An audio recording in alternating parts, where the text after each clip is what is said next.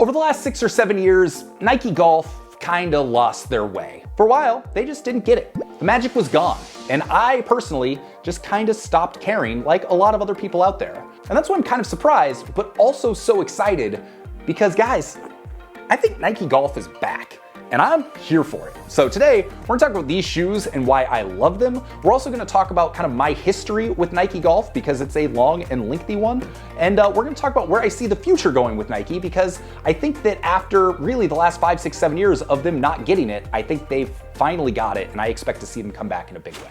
So here's something you should know about me. I grew up in Eugene, Oregon, the birthplace of Nike. I grew up going to the Prefontaine every year. My childhood was tennis and I was Nike everything. It's like you don't grow up in Oregon going to every Oregon Duck football game for 2 decades without becoming a Nike fan. So when I started breaking 80 in 2012, I was Nike everything. My bag was Nike, my clubs were Nike, all my clothes were Nike, and I thought they were great.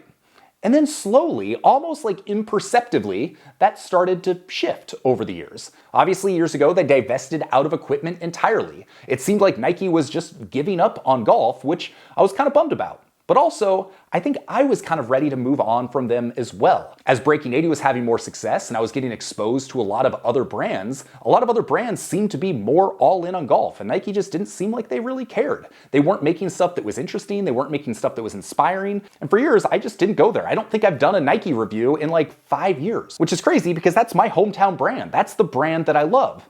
But now, I think things are changing, and that's really exciting. So a few times a year, I'll go into a Nike store, and it used to be that every time I would find a ton of stuff I would like, and it would be a few $100s by the time I got out the door.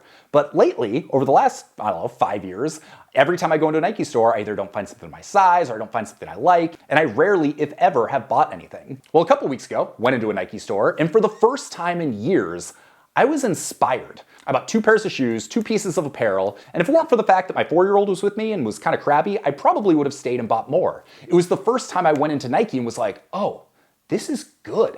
I like this. This is cool. And it wasn't just Nike Golf, it was kind of Nike across the board, and that makes it even more exciting. But this is golf, so let's talk about golf. So a couple weeks ago, I went to the store, I found these. These are the Nike Infinity Tour Next Percent 2s. And these are what I think are the best looking Nike golf shoes I've seen in years. You know, save for I do like some of the throwback Air Maxes, the Jordan golf stuff I was kind of a little on the fence about, but those are kind of a different category. These are actual performance tour level shoes made for real golfers who need a shoe to perform. And I gotta say, after a couple rounds in them, that's exactly what they do. They performed. So lately with my golf shoes, I've been kind of all over the map. I've been wearing a lot of G4, the G112s I like a lot, the G18s. I've been wearing a lot of the Painter 87s, which are definitely more of a clean, classic design. And I've been wearing some True Links wear for some of my casual rounds. And with all of those shoes, save for maybe the Painters, they're kind of like a acquired taste. They're not going to be for everybody. Some of them are a little bit more fashion forward. They just look a little bit different.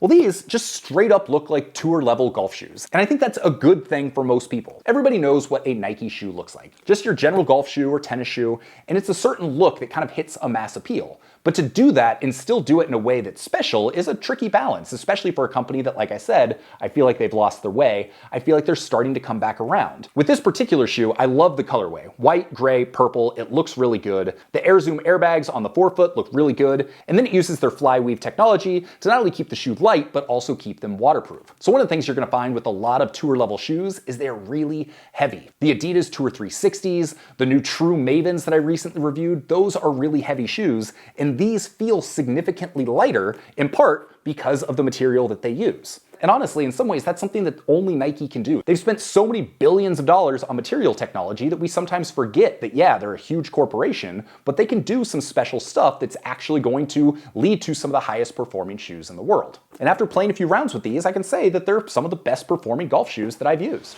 Hey, real quick, not sure which golf shoes are right for you and do you have a very specific thing that you're looking for? Go take my 30-second quiz. I will link to it below. You can go do it right now while you're watching this video, and I'm going to give you my best recommendation on the shoes that are the best fit based on your needs. I think you're gonna find it super useful, so go ahead and do that. All right, back to the video.